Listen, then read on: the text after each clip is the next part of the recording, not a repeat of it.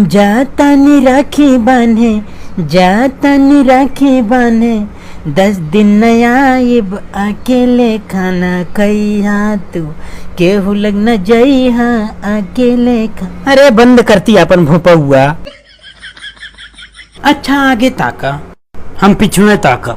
कोनो चापी दे बस रह जाबा। हाँ तो अकेला थोड़ी चपा, तू चपा भी सथ में। हाँ भैल बाटी नल के आगिनिक बड़का।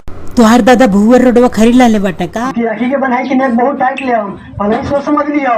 ये कहीं को बात के बार-बार काहे बोलत आ रहो? तो इनका राखी बा जो के पंबे हम देवेला तैयारी बानी।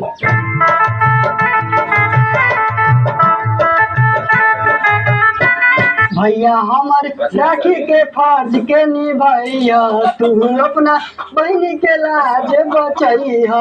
बहनी हमर अपना भैया के प्यार ना भूलैया, हर साल राखी बाने अइया। भैया मुंह खोला, भाई लड्डू खा के मुंह मीठ कर।